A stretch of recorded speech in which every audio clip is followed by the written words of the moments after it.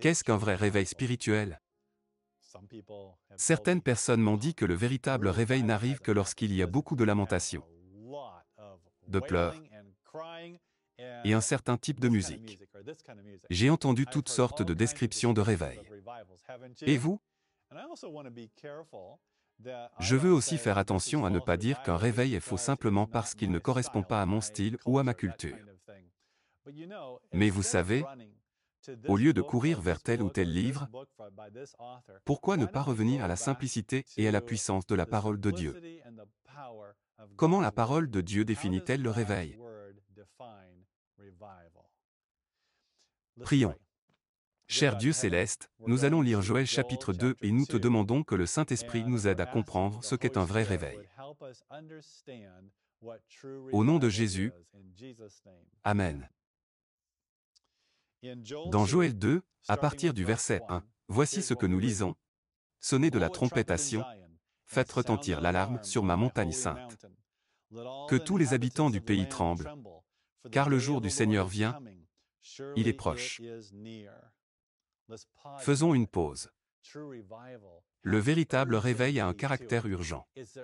C'est l'appel pressant de Dieu à venir à lui, à se préparer pour son retour imminent.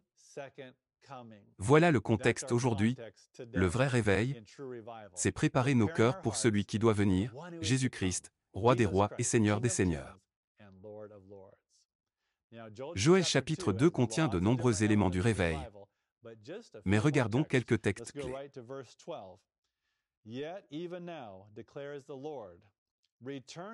Maintenant encore, dit l'Éternel, revenez à moi de tout votre cœur, avec des jeûnes, avec des pleurs et des lamentations.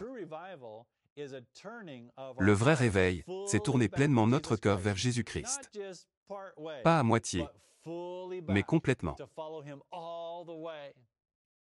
Mes amis, c'est un appel à abandonner notre suivi partiel de Jésus et à dire, Seigneur, pardonne mes compromis, qu'ils soient petits ou grands. Il s'agit de venir à lui de cette manière, avec jeûne, pleurs et deuil, non pas pour faire un spectacle, mais dans l'intimité, surtout. Nous devons dire, Dieu, fais ce que tu dois faire dans ce vieux cœur,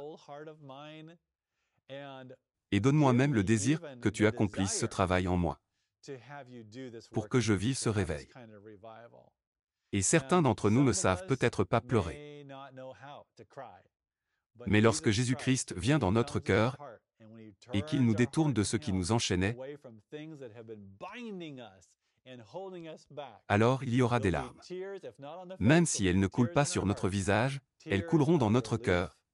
Des larmes de soulagement, de libération, de guérison.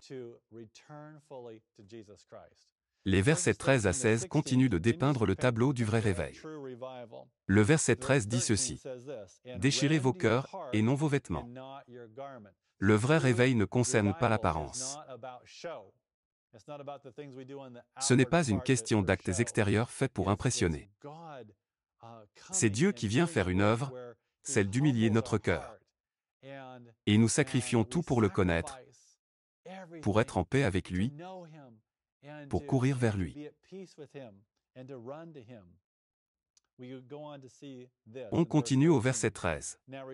Revenez maintenant à l'Éternel, votre Dieu, car il est plein de grâce et de compassion, lent à la colère, riche en bonté, et il se repent du mal. Le vrai réveil est motivé par l'amour et la compassion de Dieu, et non par la peur de ce qu'il pourrait faire si nous désobéissions. Le vrai réveil est motivé par la bonté aimante et puissante de Dieu lui-même.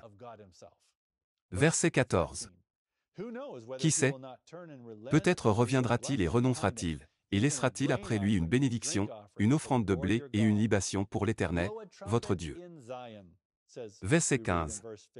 Sonnez de la trompette à Sion, publiez un jeûne, convoquez une assemblée solennelle. Mes amis, le jeûne est un moyen précieux par lequel le réveil peut avoir lieu. Maintenant, jeûner en soi ne garantit pas qu'il y aura un réveil, mais le jeûne est un outil biblique simple pour nous humilier, pour mettre de côté les distractions. Il ne s'agit pas seulement de ne pas manger, c'est une forme de jeûne, mais cela peut aussi être un jeûne d'écran, de jeux vidéo, de réseaux sociaux. Vous voyez l'idée, juste d'être tout le temps sur son téléphone. Cela peut aussi être le jeûne du surmenage, de l'hyperactivité, pour ralentir et faire de la place à Dieu.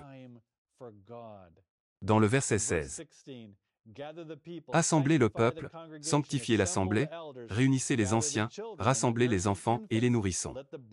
Que l'époux sorte de sa chambre et l'épouse de sa chambre nuptiale.